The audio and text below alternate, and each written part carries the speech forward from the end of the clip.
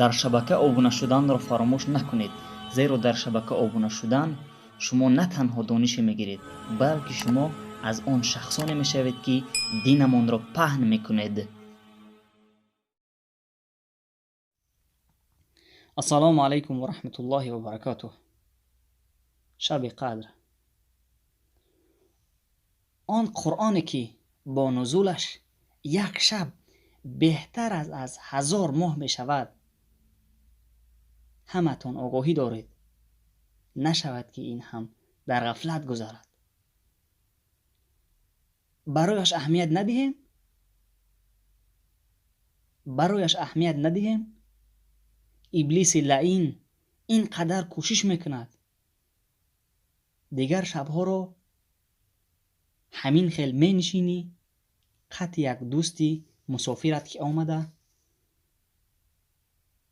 از آن داده می شود، نقل تو خلاص نمی شود. اما وقتی که این شب می آید، ابلیس لعین آرام نمی نشیند. او تلاش می کند که با کدام راه این را زله بسازم.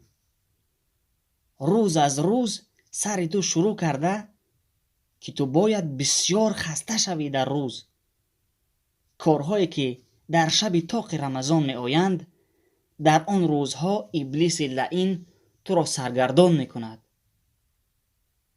کارها را برایت به یاد می آورد، قرضها را به یادت می آورد، اینجا رو آنجا رو، که روز بسیار خسته و زله و مانده شوی و شب به مجرده که خوب تصمیم داری که این شب را می گذرانم در عبادت الله سبحانه و تعالی، خوب زندگی، ماندگی، خستگی نمی گذارد تو را. هر قدر که تو خودت را قوت دهی، ایستاده نمی توانی. چرا؟ سوال: چرا؟ آمادگی از ابتدا نداشتی. کسی که قصد دارد که عبادت الله را به وجه درست انجام دهد، او از قبل وسایلی که سبب تقویت و انجام آن کار می شود او را آماده می سازد.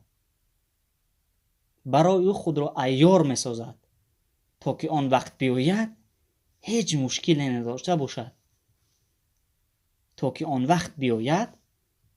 وقتی معین شده، تا که آن وقت بیاید هیچ مشکلی نداشته باشد و بتواند بالکل با همان قوت خود آن مقصد گذاشته‌اش را عملی نماید.